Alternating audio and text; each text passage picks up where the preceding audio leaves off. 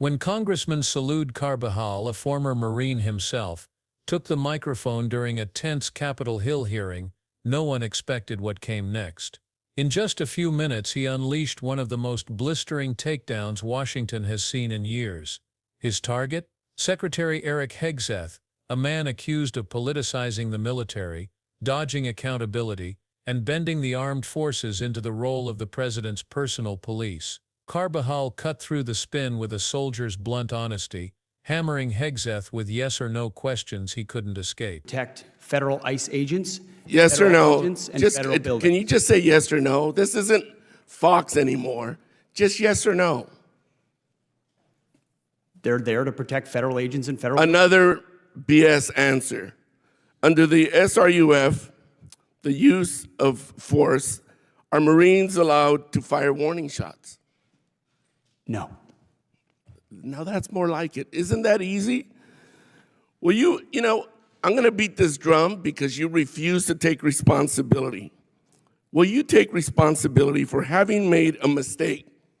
Not to mention, many people would say break the law, in participating in the Signal group chat that included a journalist, your wife, your brother, where classified information was shared. Sir, every way I communicate is authorized. Okay, if you want to say that. I have called for your resignation. I didn't think you were qualified before your confirmation, and you have done nothing to inspire confidence in your ability to lead competently. You broke the law in sharing classified information, and in doing so, endangered the lives of our service members that you are responsible for. Your inability to hold yourself accountable makes you incapable to lead. This alone makes you unfit to be the Secretary of Defense. Secretary, do you think the United States should continue supporting Ukraine in its fight against Russia, a nation that is hostile towards the United States? Well, as you know, sir, President Trump is committed to peace. No, I just want yes or no answers. Today, the United States has spent billions of dollars. Yes or no? Yes or no? Over years. Just yes or no. Can I get a yes or no out of you? We continue to send. Come on. Presidential drawdown. It's that easy. Kindergartners can give me a yes or no. Yes or no.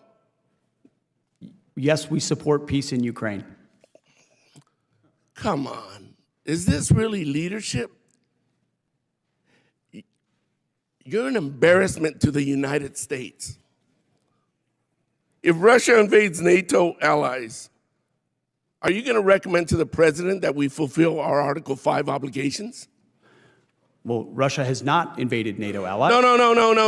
President Trump has No. I reclaim my time. Yes or no? It's that simple. There's Article 5 in NATO, which we recognize. So is the answer yes or no? That's what Article 5 is, yes. Good. I'm glad you brought yourself to saying yes. Do you think political allegiance to Trump is a requirement for serving our nation, either in uniform or a civilian in the department? I'm incredibly proud, as are millions of Americans. No. Not today, Hegseth. Yes or no? Congressman, you know what a silly question that is. But it's silly enough to warrant a very straightforward answer. Yes or no? We all support and defend the Constitution of the United States. You know what? I'm not going to waste my time anymore. You're not worthy of my attention or my questions. You're an embarrassment to this country. You're unfit to lead. And there's been bipartisan members of Congress that have called for your resignation. You should just get the hell out and let somebody competently lead this department. Mr. Chairman, do we not have any decorum in here? Thank you very much. I yield my time. Gentleman yields back. And I would urge everybody to remember and maintain a decorum suitable for this chamber with their further comments.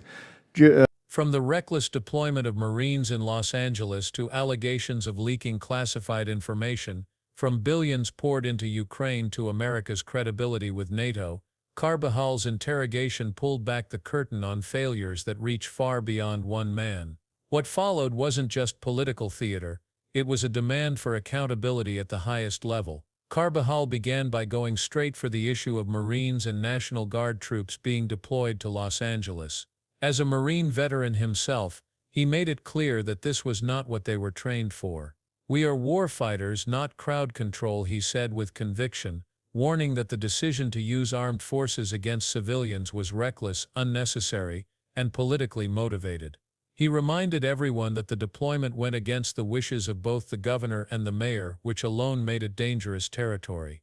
His words carried weight because he wasn't speaking as a politician. He was speaking as someone who had worn the uniform, someone who understood exactly what it meant to misuse the military for political gain. He branded it political theater, accusing the administration of turning soldiers into props. And when he pressed Hegseth to give a clear yes or no on whether Marines were ordered to protect property by any means necessary, the secretary stumbled, dodging the question with vague rhetoric.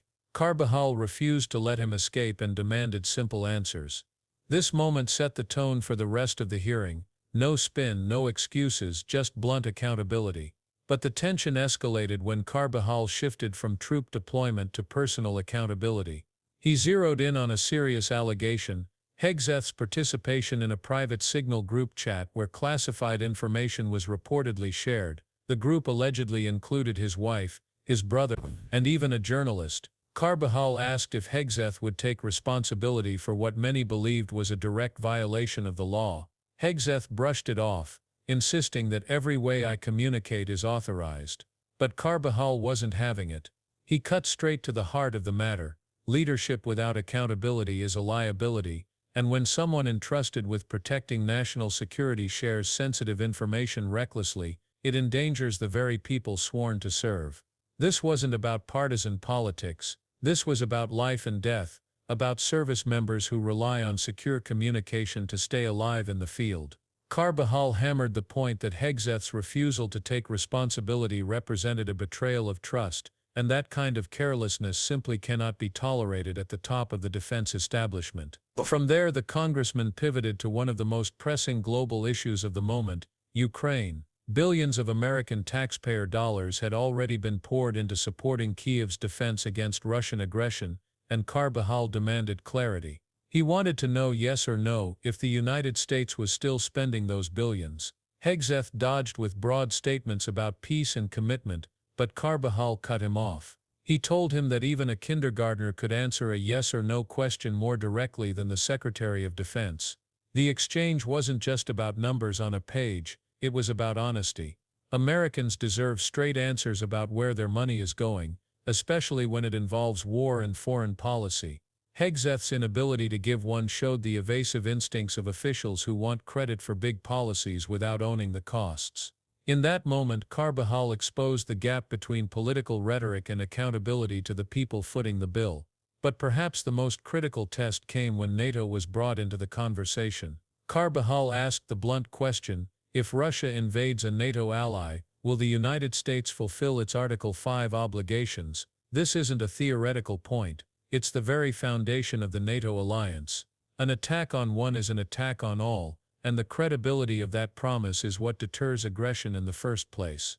Hegseth hesitated, tried to qualify his answer, and danced around the question. Carbajal pressed harder, refusing to allow ambiguity on such a crucial issue. Finally, Hegseth admitted, yes, but by then the damage was done. The hesitation revealed weakness, and weakness invites testing. Carbajal made it clear that wavering on Article 5 fractures the trust that has held NATO together for decades. His confrontation underscored the stakes. America must stand firm with its allies, or risk handing adversaries like Putin a green light to act. That led directly into Carbajal's most cutting point: loyalty. He asked if political allegiance to Trump was considered a requirement for service. In doing so, he framed the issue around something larger than Hegseth's personal performance. He framed it around the survival of democratic norms.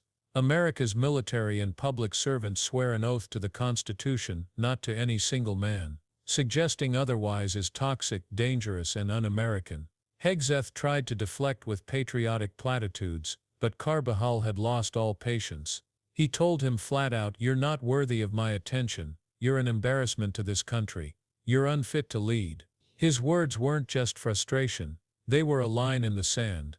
a declaration that anyone who puts personal loyalty above constitutional duty has no place in leadership, especially when national security and public trust are at stake. By this point, Carbajal wasn't alone. He reminded the chamber that calls for Hegseth's resignation had already come from bipartisan members of Congress. His conclusion was simple: Hegseth was unfit, incapable of leading, and should step down immediately. The larger issue was clear. This wasn't only about one man. It was about a culture of impunity at the top, where mistakes are brushed aside, classified leaks are minimized, and accountability is treated as optional. Carbajal's takedown was more than political theater. It was a defense of democratic norms against creeping authoritarianism. It was a warning that bending the military into political tools, refusing responsibility for dangerous actions, and placing loyalty to one man above loyalty to the Constitution puts everything at risk. The hearing ended with Carbajal yielding his time, but his words lingered in the room. They lingered because they touched a nerve. They reminded everyone that leadership isn't about spin or partisanship. It's about accountability, honesty, and the willingness to put country above self. What unfolded in that chamber wasn't just another heated exchange. It was a wake-up call about the direction of American defense leadership and the price of failing to correct course. So, what do you think? Was Carbajal right to call out Hegseth as unfit to lead? Should he resign, or do you believe the secretary still has a place in office? Let us know your thoughts in the comments. And if you want to keep following these stories and uncover the controversies shaking Washington, make sure to hit that subscribe button, because the next video is even more explosive.